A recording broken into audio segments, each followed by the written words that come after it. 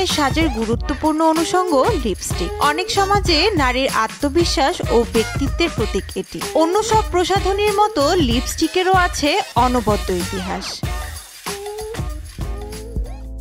প্রাচীনকালে নারী পুরুষ নির্বিশেষে সবাই ঠোঁট রাঙাতো। সুমেরীয়, মিশরীয় এবং রোমান সভ্যতায় অভিজাত ব্যক্তিরা রঙিন ফল, পান পাতা, লাল সীসা, মাটি, মেহেদি, বিভিন্ন পোকামাকড়, গাছের নির্যাস দিয়ে ঠোঁট রাঙাতো। মেসোপটেমিয়ানরা ব্যবহার করত রত্নচূর্ণ। মিশরীয়রা এলজিন, আয়োডিন ও ব্রোমিনের মিশ্রণে লাল রং তৈরি করে ব্যবহার করত।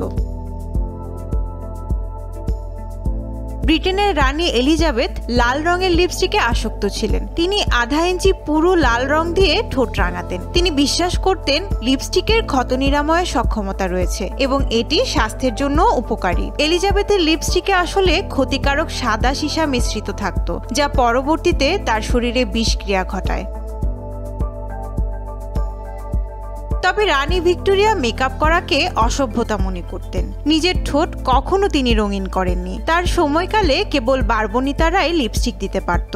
আইন করে লিপস্টিক নিষিদ্ধ করার নজিরও আছে। 1770 সালে ব্রিটিশ পার্লামেন্টে আইন পাশ করে লিপস্টিককে অবৈধ ঘোষণা করা হয়। অভিযোগ ছিল লিপস্টিক দেয়া নারীরা নাকি জাদুমন্ত্র করে পুরুষদের প্ররোচিত করত।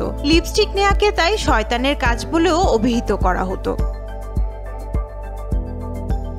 ঠোঁট রাঙানোর চলন থাকলেও লিপস্টিক নামটার আবির্ভাব কিন্তু 1880 সালে। 1884 সালে বাণিজ্যিক লিপস্টিক উৎপাদন করে ফ্রান্স। পরের দশকে ইউরোপ, আমেরিকার লিপস্টিকের বিপণন শুরু হয়। ব্যাপকভাবে শুরু হয় এর বিজ্ঞাপন ও প্রচারণা। সে সময় লিপস্টিক কাগজের কৌটায় বিক্রি করা হতো। 1915 সালে মরিস লেভি প্রথম ধাতব কৌটার লিপস্টিক তৈরি করলেন। তারই হাত ধরে আধুনিক লিপস্টিকের যাত্রা শুরু। 1930-এর দশকে জনপ্রিয় ম্যাগাজিন ভোগ লিপস্টিককে নারীদের সাজের সবচেয়ে গুরুত্বপূর্ণ প্রসাধনী হিসেবে তুলে ধরে। 30-এর দশকে চলা মহামন্দার সময়েও লিপস্টিকের ব্যাপক চাহিদা ছিল। এ সময়ে যুক্তরাষ্ট্রের শিল্প উৎপাদন অর্ধেকে নেমে এলেও লিপস্টিকের বিক্রি ও উৎপাদন বেড়ে যায়। দ্বিতীয় বিশ্বযুদ্ধের পর তা আরও বেড়ে যায়। অর্থনৈতিক অচলাবস্থার মধ্যে লিপস্টিকের মতো প্রসাধনীর ব্যবহার কেন বেড়ে যায় এই নিয়ে গবেষণাও হয়েছে। এই শতকের শুরুতে আমেরিকার অর্থনৈতিক মন্দার সময় প্রসাধন সংস্থা অ্যাস্টি লডার এই অবস্থাকে দ্য লিপস্টিক এফেক্ট বলে আখ্যা দেয়। এ তত্ত্ব মতে যখন মানুষের অর্থবিত্ত কম থাকে তখন তারা ছোটখাটো বিলাস পণ্যের পিছনে খরচ বাড়িয়ে দেয়। তাছাড়া মানুষ নিজের আর্থিক কষ্টের কথা ভুলে থাকতে নিজেকে পরিপাটিভাবে উপস্থাপন করতে পছন্দ করে। যুক্তরাষ্ট্রের 9/11-এর পর যে অর্থনৈতিক মন্দা দেখা দিয়েছিল সেই সময়েও লিপস্টিক বিক্রি 11% বেড়ে গিয়েছিল। সৌন্দর্য বর্ধনে নারীরা নানা বর্ণের লিপস্টিক দিয়ে নিজেকে সাজান। ক্লিওপেট্রা থেকে শুরু করে ম্যারিলিন মনেরো কিংবা হালের পপস্টার টেইলর সুইফট সবার পছন্দ ক্লাসিক লাল রঙের লিপস্টিক। বলা হয় যারা লাল লিপস্টিক দিয়ে থাকে তারা খুব আনন্দপ্রিয়, আত্মসচেতন এবং কাজে মনোযোগী হয়ে থাকে। লালের পরেই নারীদের পছন্দের তালিকায় গোলাপি রং। যেসব নারী গোলাপি রঙের লিপস্টিক পছন্দ করেন তারা কোমল মনের, দয়ালু, সংবেদনশীল, মিষ্টভাষী ও যত্নশীল হয়ে থাকে।